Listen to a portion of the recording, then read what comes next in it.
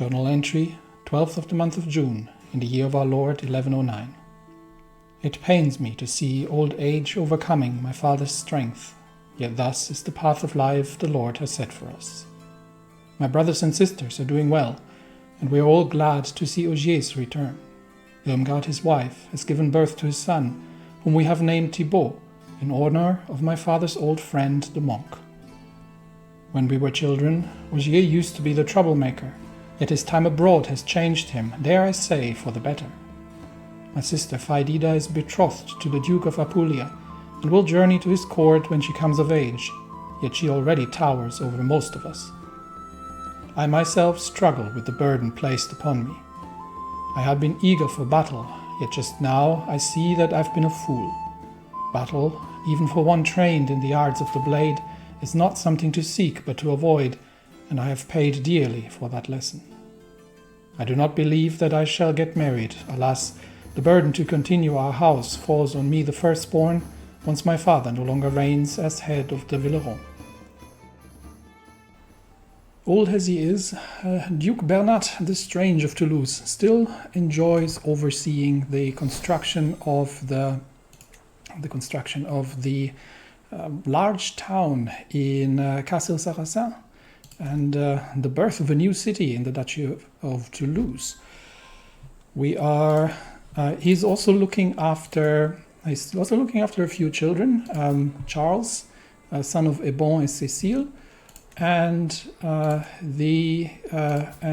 René, son of Raoulf and Philomena. So these are, we don't want to declare war, and Volkart is still busy tutoring. Now, Ethelber, I think, is unfortunately afflicted with leprosy, but I don't think that has spread anywhere else. I hope not, at least. So if we're having a quick look and see who is not healthy, no, not so far. So a few people get old, but it seems like nobody else is necessarily afflicted. Farah the Brave, my marshal and best friend, is still busy improving everybody's prowess and skill. And Alderic is not married and currently has no plans to do so, while he wrestles with the horrific scarring on his face, as well as the prospect of having to take over the reins in Toulouse after Bernat is no longer there. And it seems that even in his old age, the Duke of Apulia is calling for a holy war in the Sheikhdom of Tunis. So, given that we are allied, it looks like this is something that we can probably not easily decline. Where would be the Sheikhdom of Tunis? Okay, we have been here many years ago, so as it seems, and I think this is a plagued area. Let's have a quick look. Yes, there is. The typhoid fever is rampaging in these lands. So probably not the best time to do these sort of things. Yet part of the alliance is that our honor binds us, and we have to accept this crusade, and we shall have to raise the armies and send them towards Apulia. Now we're not going to send our levies, but we will see what troops we can spare. What is Tunis looking like? Well, it's pretty densely populated. So I think we shall raise some troops, and then we will send them over to Apulia to join in the effort. The decision has been made to send the heavy cavalry as well as the siege engines under the command of Thierry, and they are going to start actually embarking, probably going across the sea towards Apulia, because that is going to take quite some time otherwise. So we'll make our way towards Béziers. Meanwhile, Bernat obviously is getting too old to lead the army himself, and he will instead have a mystical communion. And we are, while the army is away, we are leaving some troops at home just in case the Emperor of Francia tries anything while we are on a crusade. So with this, we honor the alliance, but at the same time don't completely expose the country. With my mystical practices, I have apparently developed quite a reputation. People don't know what it is I do exactly, but they know that they don't want to cross me and find out. It's ridiculous, but perhaps it's not entirely a bad thing. I shall swear that I do no harm and put them at ease. So with that, that is over, and the troops are on the move. And it looks like more enemies have joined the Holy War. So the Duke Roger the Bully of Apulia is leading the charge, and it seems like we still have the advantage here, especially in the number of knights. So the enemy armies are mostly levies, from what we hear.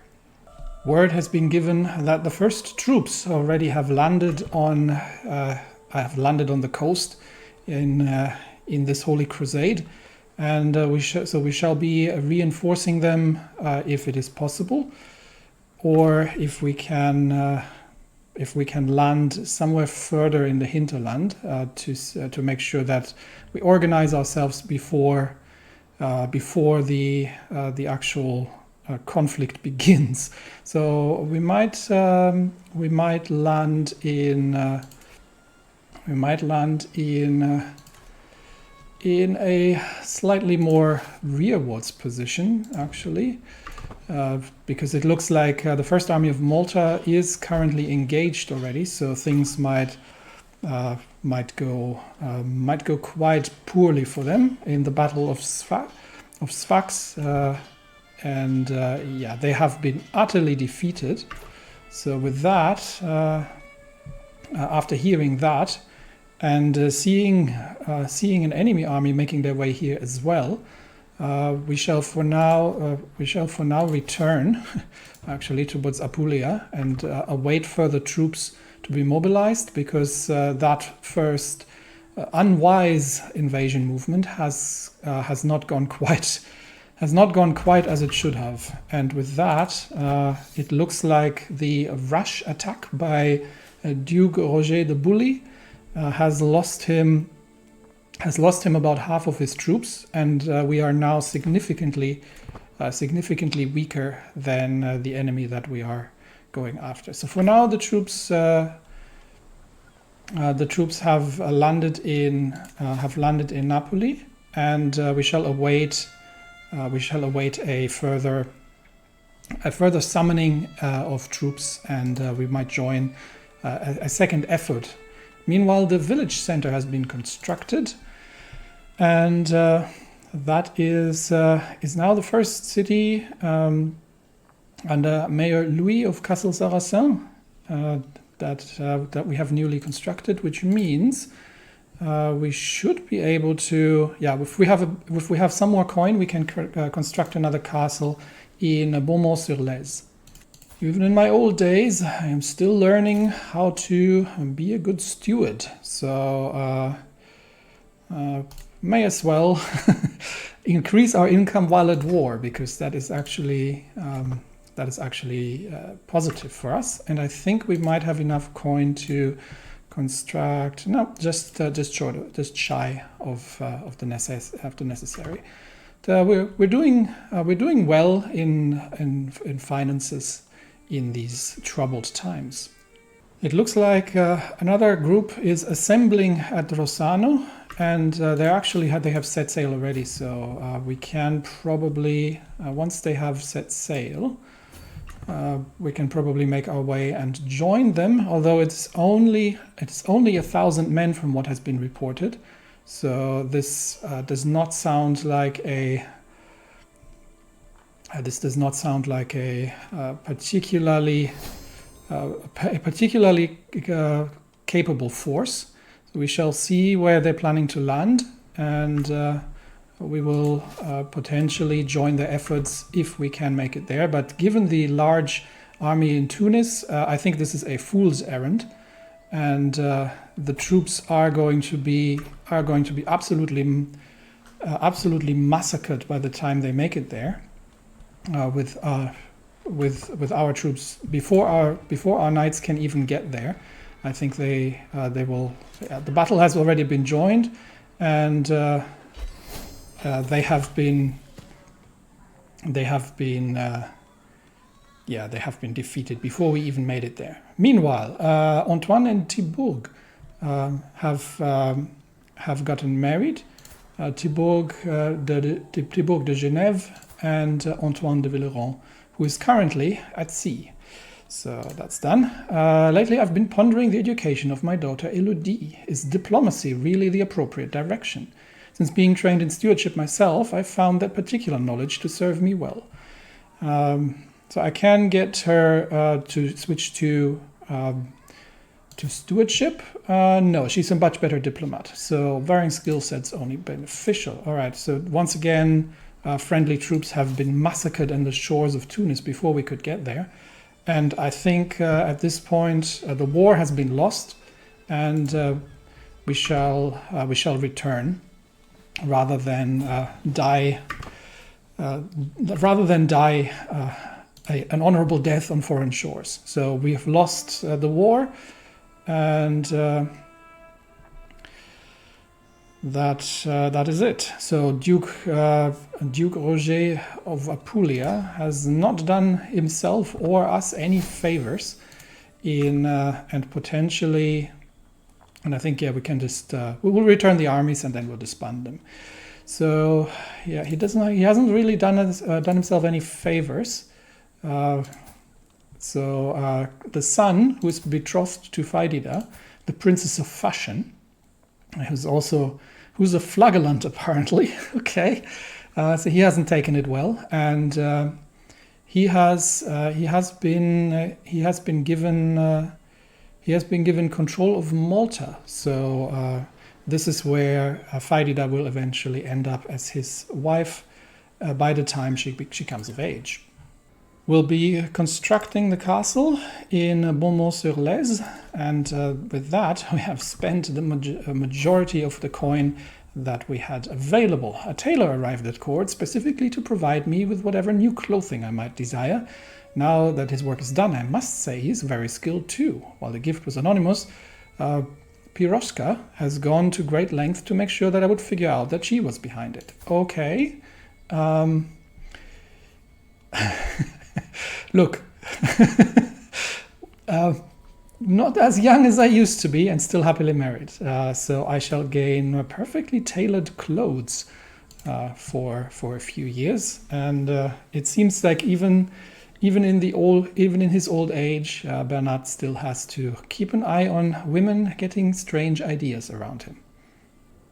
Thierry, my old friend and former spy master, has drunken himself to death after he had lost Cicek, his wife, to heart failure, and he still lived to the ripe old age of 64, but he is no longer with us, which means that I do need to appoint a new spy master. Let's sort by intrigue. So we've got Rishenda, who is decent, but who's already ailing as well, of poor health. So let's see if we can find somebody younger who we can appoint as future spy master. Through a bit of an arranged marriage between Amaneus, our garden hermit, and Leonor, a Basque woman from the nearby region, we have found somebody who is who is a bit of a criminal, but she is very, very good at it. So she shall be given the position of the spy master. And I think, to be honest, she's just hiding from she's hiding from someone, but she has chosen to hide on our court, and with that she is very well employed in that regard. Now, given that she is a bit of a criminal, I will see if we can actually pardon her. Don't think so. No, I could imprison her because she is a known criminal. But I think it takes one to know one when it comes to being a spy master.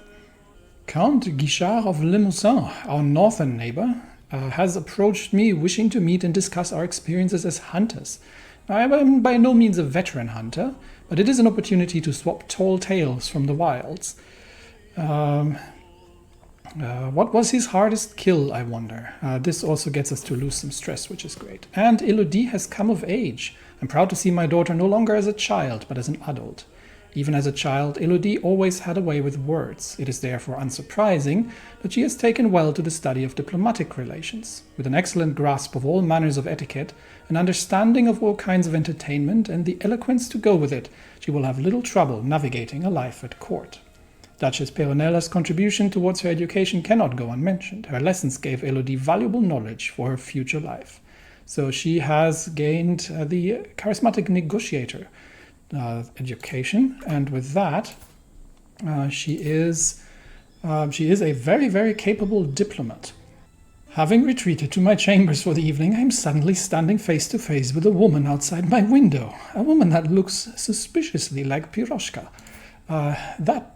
That woman, she is the spouse of Emmanuel, but apparently that's not enough of her. That lustful woman even seems to be not put off by my age, and still seeks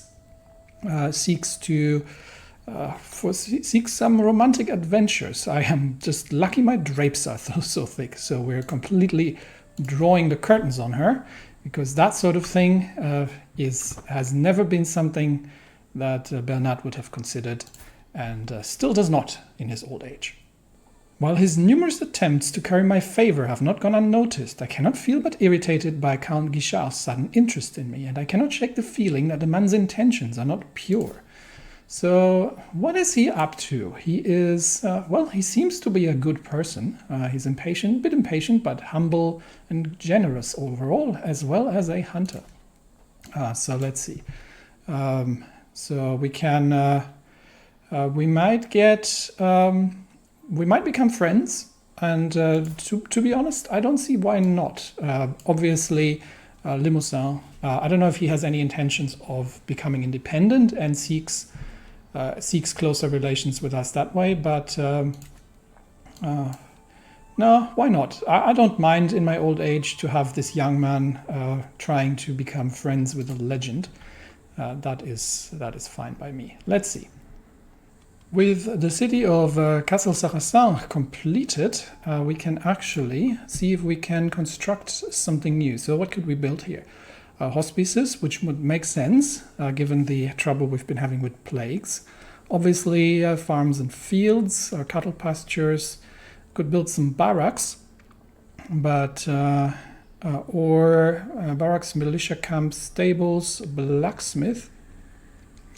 But all in all, guilds, I think, is probably the most interesting one, because it gives us 5% development growth, or a small harbor. I'm not sure I see how we can build a harbor there. Or are we directly at a river? I don't see that.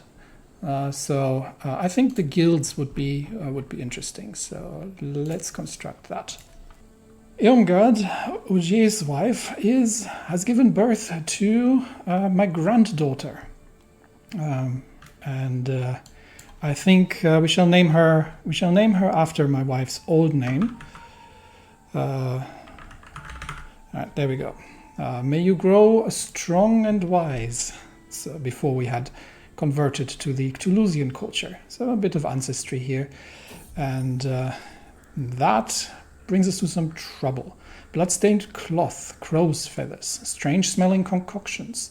This is the evidence presented to me by a group of villagers from Gévaudan as proof that Juliana has been practicing witchcraft in her hut in the outskirts of the village. The villagers claim her evil works must be the cause of their bad weather and are calling for execution.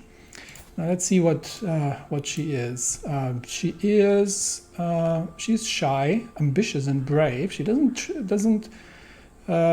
very greedy and bold, and a bit of a lunatic, and significantly smarter than everybody else. So we could get upset peasants. We could execute her, or we could hire her to court. Yeah, I'm not sure we need to hire her to court. That's a bit much, but your evidence is mostly circumstantial. Release her. We do not burn women based on flimsy evidence that superstitious peasants come up with. Thibault de Genève, the wife of Antoine, has given birth as well, and we have another little one of the de Villeroy dynasty. We shall call him... what have we got? Catholic names, Toulousian names. Let's see, what do we got? Something that I can actually pronounce, not alias. We've got Archambault is actually a good name. There we go. So we should name him that. And I think with that, actually, our dynasty is definitely starting to grow. Does she still have not given up? Piroshka is sure to follow wherever I go. That looks in her eyes, the words on her lips, I know exactly what she's after. All right. No, leave me alone, all of you. I will not expose her, but leave me alone. Not interested. But the House de Villeroy started, the de Villeroy dynasty, obviously, with justice for the downtrodden, started with Duke Bernat. And we now have the third generation already in this dynasty, so quite impressive that is. With my architectural skills, the progress has been rather quick, and the small castle in Beaumont-sur-Lèze has been constructed. Right now, it is just small, but if we want to upgrade that, it's going to take towards a keep, is a relatively large expense. What's the we could do the same. Actually, we would probably do the same first in Toulouse itself. So for now, that's what it is. And once we have some coin, we can probably add some walls and towers to the castle and increase its garrisons. Troubling news from the capital. It looks like that the Duke of Brittany has begun a war of dissolution against the Emperor. It's the Duke of Brittany, the Princes of England, and we got the Bourbons as well, and a few more against the Emperor Eudes of Francia. It looks like his ambition in the end was too much, and the country might actually fall apart. We shall sit on the sidelines, but it might not be a terrible idea to strengthen our military somewhat in case things go sideways.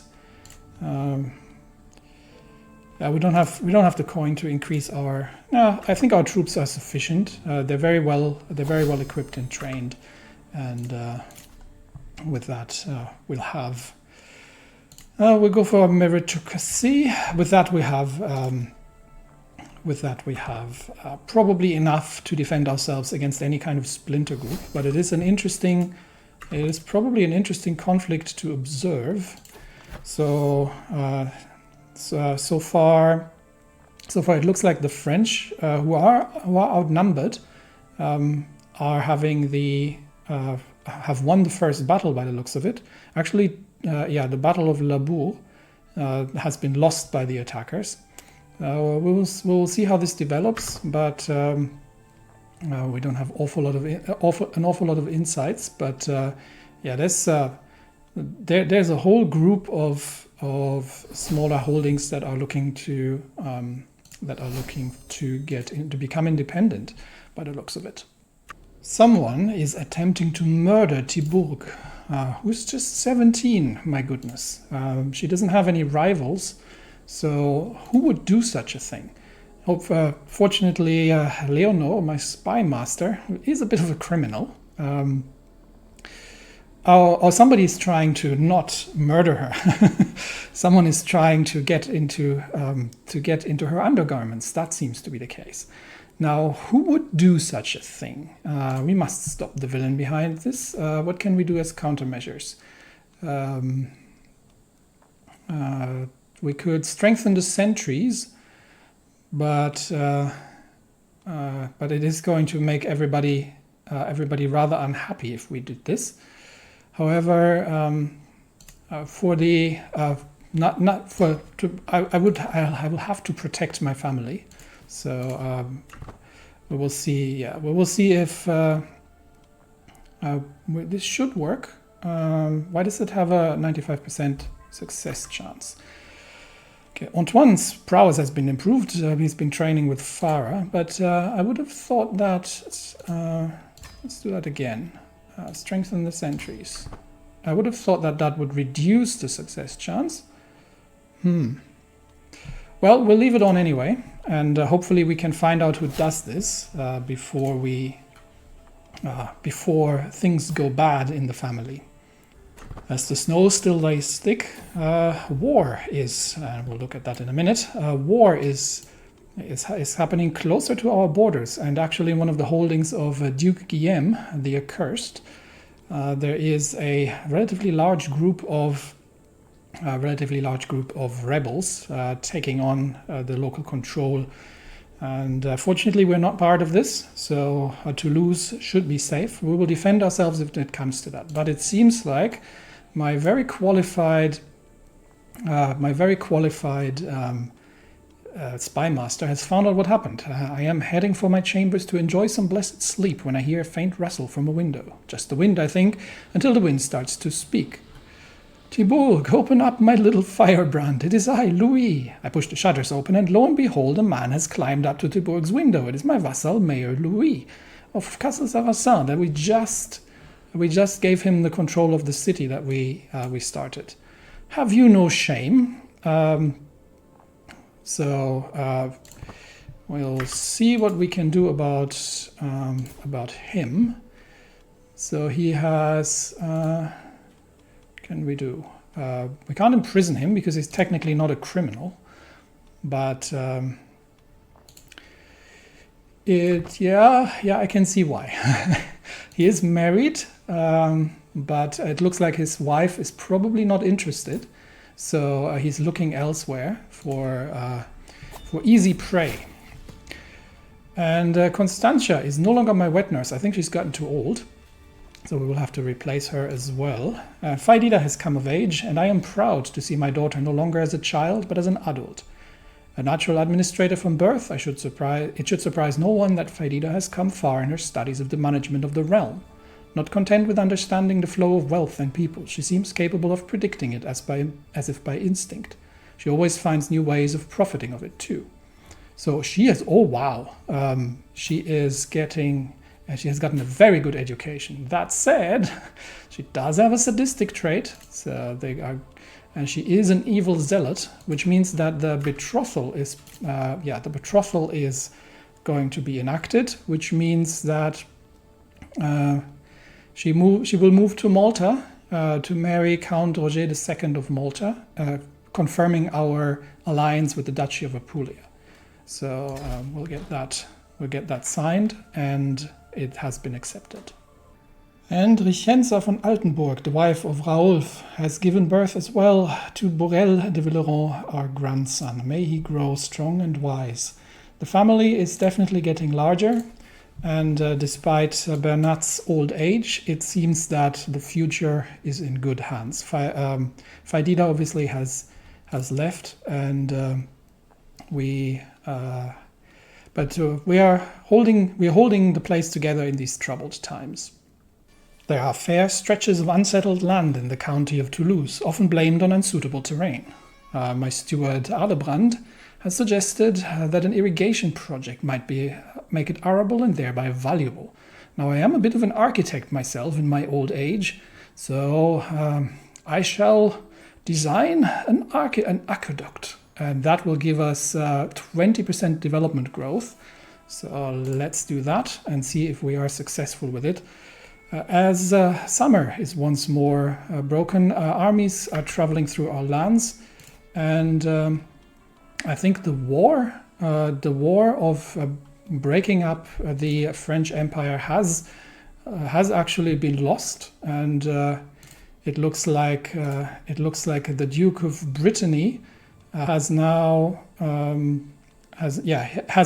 made a truce, and the emperor has for now held on to his power.